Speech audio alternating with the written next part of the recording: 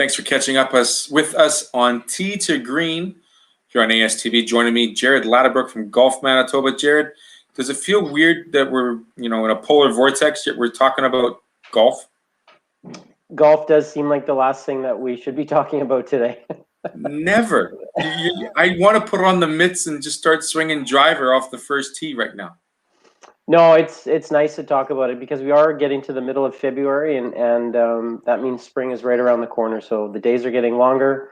There's more golf on TV, so that means we must be getting close to the start of our season for sure. So no, it's exciting to talk about it. Do you put a lot of trust in the groundhog and how many more weeks of winter we're going to see? Will it be an early return, do you think, or are we going to have to wait till mid-April, May to start seeing golf courses open? I didn't. Is it Manitoba Merv? Is that our guy? Whatever the guy. I mean, I don't watch it really. I don't believe him.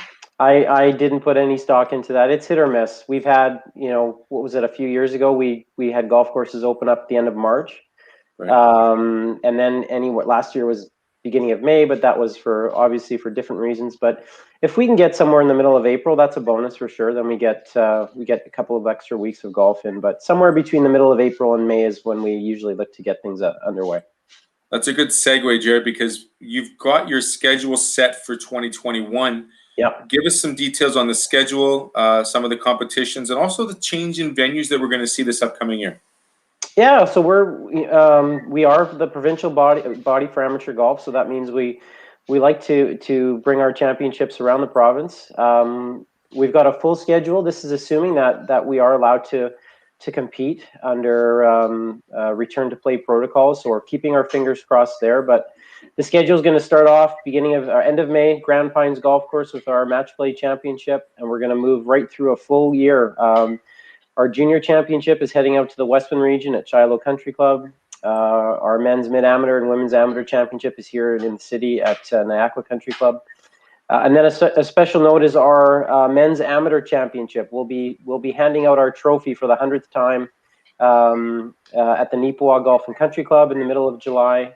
And then as far as our majors go, our men's and senior women's championship is heading out to the Steinbach Flying Golf Club at the first week of August. So we've got everything booked. We've got some great venues around the province, and we're looking forward to warm and sunny days for our golfers to compete on these great venues.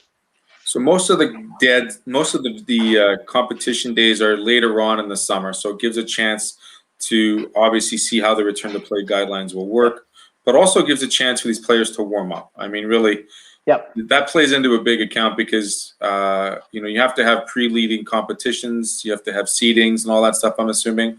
So it gives a good body of competition prior to these days.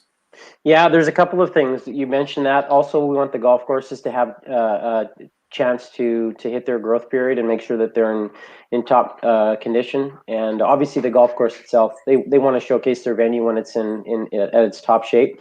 So that comes into play. Then we also make sure that we book them, giving our players enough lead time to make travel arrangements should they qualify for national competition. So right now, I'm being cautiously optimistic that we will be allowed to travel inside the country for those. They are booked as planned and scheduled to proceed, but we'll have to wait and see that one out to see if we can send players safely to national championships this year. One thing, Jared, you and I have talked about over the last several meetings we've had, how the increase of personal sport and participation has increased, including golf, as opposed to seeing teams and competition team sports not having that opportunity, especially indoors, to have that opportunity to participate.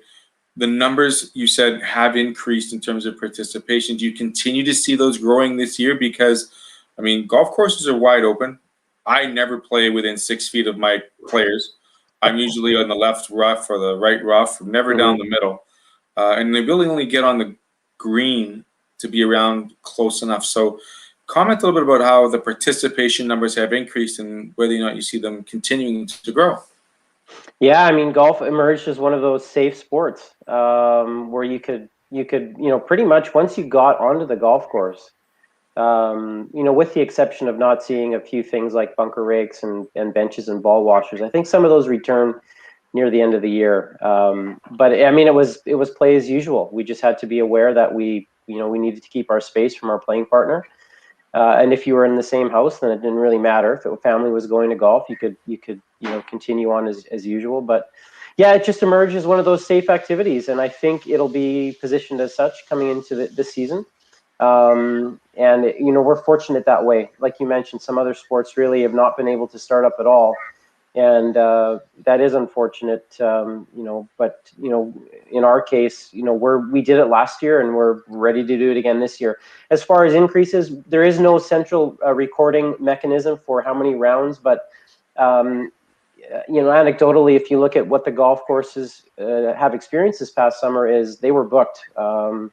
Right up until the end of the day and from the beginning of the morning. So we anticipate that as long as we can open play safely, that trend will continue. I remember calling up my local courses and my public courses and being able to get on, the next day 3 or 4 years ago. And last year, you had to make a phone call and they would say, unfortunately, we're booked till the next week, or we've got this event or we've got this going on. And then obviously there's the protocol questions, whether or not you're playing with family or friends or who you're going to be playing with. So I'm sure those will be in place as well this upcoming season. We also see an increase of not just, elder players or players that have got a little more spare time these days, but we've also seen some more of that resurgence of the junior development program. Let's talk a little bit about how to get the youngsters into the game of golf, because it's one of those sports that could be a cross-training for many other sports. And I think of a lot of swing sports like baseball, softball, hockey, tennis, for example. And let's talk a bit about how that junior development program is working with its initiatives and the increase with a couple of PGA coaches. Yeah, so to start off, we had a retirement this past year. We lost our tenured development coach, Garth Goodbranson, Manitoba Golf Hall of Fame member, Sport Manitoba Male Coach of the year previous. Just a tremendous ambassador for the sport. He's moved on to sunny and greener pastures in his retirement, and coming up to fill his shoes we've hired Derek Goodwin, associate golf professional at the St. Charles Country Club, who's also the head coach of the men's Bison program, and now the head coach of our junior men's development program. And then Brianne Tokariski, who is assistant professional at the Elmhurst Golf and Country Club, and she'll be heading up our women's development program. Derek is just coming off a multi-win National PGA of Canada award winner. He's a tremendous individual who's made a tremendous investment in his coaching career, and we are really excited to have him. And Brianne is one of 9 coaches from across the country that has been enrolled and identified in the PGA of Canada and Golf Canada Women in Coaching Program. So that's an initiative designed to provide resources and mentorship to women coaches, golf coaches in Canada, to give them the tools that they need to be their best. So we're really fortunate to have both of them join us. Under their programs, we have 31 junior boys and 14 junior girls running in those programs, and we follow the long-term player development model that Golf Canada and the PGA of Canada put out a number of years ago, just to capture these players who are on the competitive stream and provide them training, tools, resources, sports science, all the tools necessary to give them the opportunity to excel, not only in golf, but also just to learn what it's like to be a part of a team and to train and all that come with that. So we're excited about that. And then, to your point about the resurgence, we're going to see for sure, hopefully, more young people play again this year. And then to get involved, reach out to your local golf course, find out if they have a PGA of Canada professional who's running a junior program. Most of them will. Get them involved, get them started, because we're a little biased over at Golf Manitoba, but we think it's one of the greatest sports on earth. So it's one that you can play for a lifetime, and we're starting to see some more young people play. So really excited about that. I have to say, Mr. Goodbranson probably retired from his position, but there's no way you can retire from the sport of golf, is there? You know what? We're going to see him again this year. He's going to help us out. He's going to help us with our one of our junior men's programs, and he'll always be involved with golf in some way, shape, or form. Just we're not going to see him in our office on a full-time capacity, but you're right. It is a sport of a lifetime, and Garth will be involved, I'm sure, in some capacity, for many years to come. You just can't get away from it. And he's been a tremendous ambassador for golf in our province and our country, recognized as one of the top coaches, not only in Manitoba but in the country, and well respected by his peers and all the players that he's worked with. I'm sure he has several pairs of golf shoes, and therefore Derek and Brianne will be able to fulfill those shoes this upcoming season, because it'd be kind of hard to fit 4 feet into 2 shoes. But nonetheless, I digress. Yeah. It'd be an interesting golf swing. Let's put it that way. We made mention earlier, Jared, that we're going to be hoisting a trophy that's 100 years old. The trophy is, not the overall award, in Neepawa, correct, in July?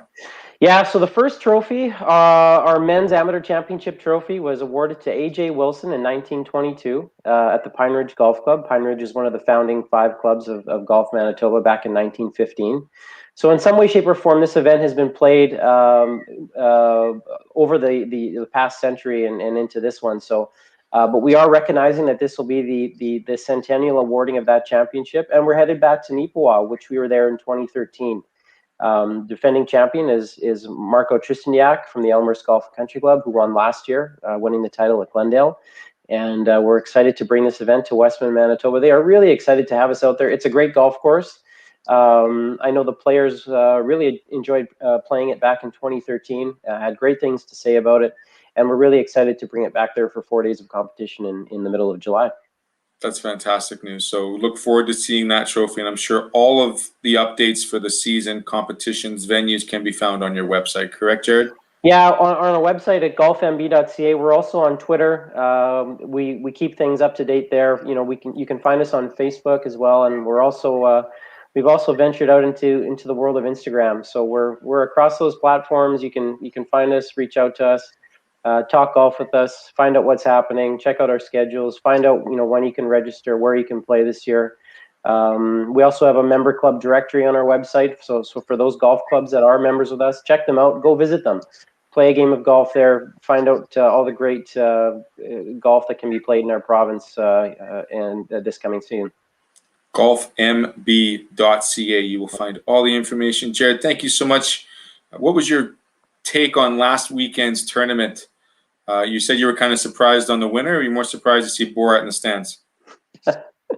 Well, we knew Brooks Koepka was eventually going to win, just a matter of time. I was kind of pulling for Jordan Spieth, but I think he came out of that with a lot of confidence. That's a great venue. It really, that venue is made by the fans, so it was nice to see some people back, like you mentioned, the Borat group, but nice to see some fans enjoying golf again in person. I think it's going to be a long time before we see the 15 or 20,000 people or so around 16 green at the Waste Management Open. But at Pebble Beach this week for the Pro-Am, I mean, that is the holy grail of golf. So what a great venue there, but really nice to see it back on TV. The PGA Tour, just like all major sports, have done a great job of making sure that they can play safely. And that means we're closing in on the Masters in April, so it's an exciting time for golf. The quick turnaround of the Masters. I can't decide whether it's Torrey, North, South, or Pebble Beach is my favorite on the West Coast. There you go. I visited all 3. I haven't played all 3, but I mean, I played Torrey North. I was fortunate enough to get there, but very good. Certainly, without the fans, you're going to see a lot more of the scenery and the beauty of that West Coast, and how beautiful and lucky a lot of golfers are to play that. I mean, they take it for granted, but if you have a chance to get down there, when we can travel, of course, safely, Jared, I highly recommend checking those 3 out. Yeah, I mean, golf in Southern California, you can't get much better than that. No, just stay out of the rattlesnakes and strawberry farms. That's all I got to say. There you go. Good advice. Jared Ladobruk with Golf Manitoba. Thanks so much for taking the time this afternoon. We'll catch up with you next month, and maybe we'll talk about same length clubs and maybe what Bryson might switch to next to get him into the top of the world. Who knows? I look forward to it. Thanks, Jared Ladobruk. Thanks for joining me on ASTV Tee to Green with Golf Manitoba. We'll talk to you guys next month. Thank you. Bye-bye.